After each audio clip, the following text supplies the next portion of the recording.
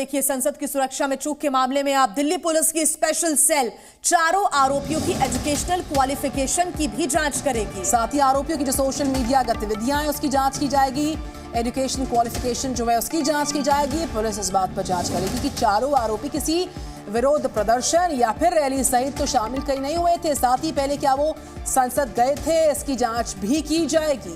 तो जांच लगातार जारी है, पूछताछ हो रही है और इस बीच जानकारी मिल रही है कि एजुकेशनल क्वालिफिकेशन के बारे में भी पुलिस जानकारी जुटाएगी कि आखिर इन चारों आरोपियों का बैकग्राउंड क्या है। इसके बारे में भी लगातार पुलिस जांच करेगी।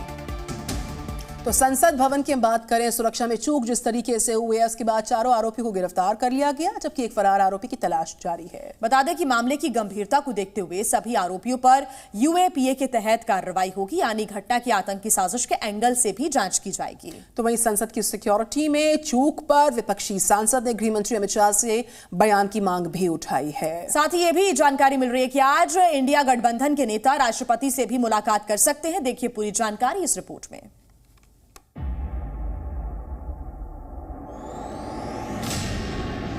राज्यों की सीमावर्ती क्षेत्रों में रहने वाले लोगों के लिए भी है।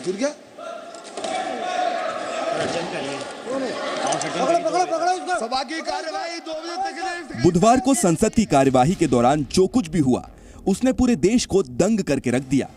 दुनिया के सबसे बड़े लोकतंत्र के मंदिर में जिस तरह सुरक्षा तार तार हुई, उससे कई सवाल खड़े होते हैं। 140 करोड़ की आबादी वाले मुल्क में 4 लोग देश की सबसे सुरक्षित इमारत के अंदर और बाहर हंगामा मचाते हैं, दर्जनों सांसदों के बीच पहुंच जाते हैं, स्मोक क्रैकर के जरिए धुआं उड़ाते हैं। ये वो हैरान और परेशान करने वाली घटना है जो आजाद भारत के इतिहास में आज तक कभी नहीं हुई थी। हमारे सुरक्षा व्यवस्था में चूक तो है, तो ये दुखद है, क्योंकि ये तो और कुछ भी बहुत हो सकता था। तो यहाँ हमारे से थोड़ी चूक हुई है, ये चूक नहीं होनी चाहिए। और नए संसद में ये सिक्योरिटी का लैप्स हुआ है बहुत बड़ा। ऊपर से एक और कूदा तो बिल्कुल साफ पता लगी कि इसकी इंटेंशन खराब है। करीब 28 मिनट तक 4 घुसपैठिए संसद के अंदर और बाहर न सिर्फ हंगामा करते रहे बल्कि देश की गरिमा का मजाक भी बनाते रहे।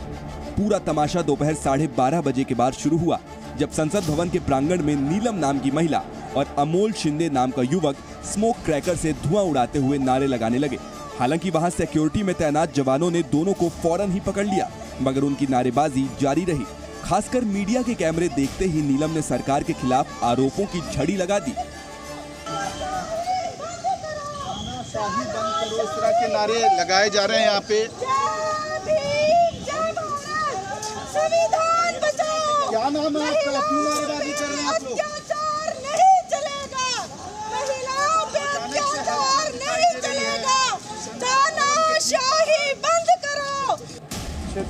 अभी संसद भवन के बाहर का शोर थमा ही था कि 1 बजे के करीब सांसदों के बीच आवाज गूंजी कि गलियारे से कोई गिर गया है।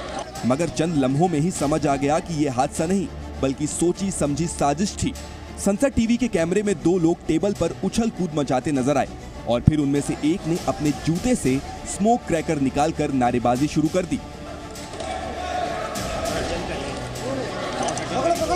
सभा की कार्यवाही 2 बजे तक स्थगित की जाए।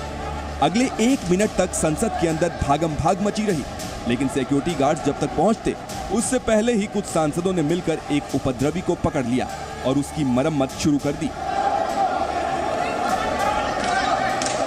तब तक सुरक्षाकर्मी भी पहुंच गए और दोनों आरोपियों को फौरन गिरफ्त में ले लिया गया।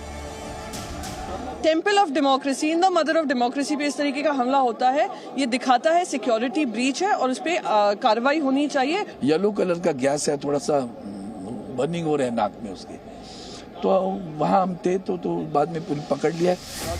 जिस वक्त लोकसभा में दोनों आरोपियों ने घुसपैठ कर हंगामा मचाया, उस वक्त लोकसभा की कार्यवाही का संचालन बीजेपी सांसद राजेंद्र अग्रवाल कर रहे थे।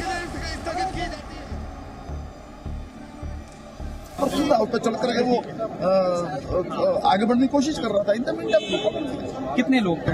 मेरे ख्याल से 2 थे, शायद तीसरा भी हो, जांच से पता चला। उन्होंने स्मोक भी फैलाया पूरे? हाँ, फैलाया ना, हाउस के अंदर स्मोक फैल गया था और फिर उसके जो आवश्यक जो भी कदम है तत्काल सुरक्षा के लिए। फिर आपने हाउस एडजर्न कर दिया? एडजर्न करना ही कर दिया। बड़ा सवाल ये है कि संसद पर हमले की 22वीं बरसी के दिन इस हंगामे की असली वजह क्या है और अलग अलग राज्यों से आए इन चारों आरोपियों का सूत्रधार कौन है। 4 लोग, एक कहा तो जा रहा है कि 3 लोग थे अंदर, 2 कूद गए थे, एक कूद नहीं पाया था। अगर उसको भी काउंट किया जाए तो 5 लोग एक ही पर्पज से, एक ही उद्देश्य से, एक ही तरह के नारे लगाते हुए 1-2 बाहर फायर करते हैं और 2-3 अंदर इसकी कोशिश करते हैं, 2 सक्सेस हो जाते हैं। तो कहीं ना कहीं ये मोटिवेशन पढ़ाई लिखाई से नहीं, मतलब एक विचारधारा से। इसके पीछे कौन है, ये वो सवाल है जिनका जवाब ढूंढने के लिए सुरक्षा एजेंसियां लगातार जुटी हुई हैं। अब तक मिली जानकारी के मुताबिक संसद भवन में हंगामे को लेकर दिल्ली पुलिस ने यूएपीए के तहत एफआईआर दर्ज की है। सभी आरोपियों के खिलाफ टेरर एंगल से जांच होगी। दिल्ली पुलिस की स्पेशल सेल मामले की जांच करेगी। दिल्ली पुलिस की एंटी टेरर यूनिट घटना की जांच में जुट गई है। सभी आरोपियों से जुड़े ठिकानों पर लगातार छापेमारी जारी है। जाहिर है संसद में चूक का यह मामला बेहद गंभीर है और इसे हल्के में नहीं लिया जा सकता, क्योंकि संसद भवन के अंदर और बाहर हुए इस हंगामे की आड़ में बड़ी आतंकी घटना भी हो सकती थी। लिहाजा पूरी घटना की आतंकी साजिश के तहत ही जांच की जाएगी। इसके अलावा लोकसभा सचिवालय की रिक्वेस्ट पर गृह मंत्रालय ने हाई लेवल जांच के आदेश दिए हैं। इस जांच के लिए विशेष समिति गठित की गई है। इस जांच को सीआरपीएफ के महानिदेशक लीड करेंगे। टीम में सुरक्षा एजेंसियों के सदस्य और विशेषज्ञ शामिल होंगे। इसके अलावा जांच समिति सुरक्षा में खामियों का पता लगाएगी, साथ ही संसद की सुरक्षा में सुधार के सुझावों पर रिपोर्ट सौंपेगी। इतना ही नहीं, संसद भवन की सुरक्षा में चूक के बाद लोकसभा सचिवालय ने सांसदों को स्मार्ट कार्ड तैयार कराने के लिए एक बार फिर से याद कराया। ये तमाम सावधानियां इसलिए बरती जा रही हैं ताकि 13 दिसंबर की तारीख जिस तरह दागदार हो चुकी है वो आगे फिर कभी ना हो।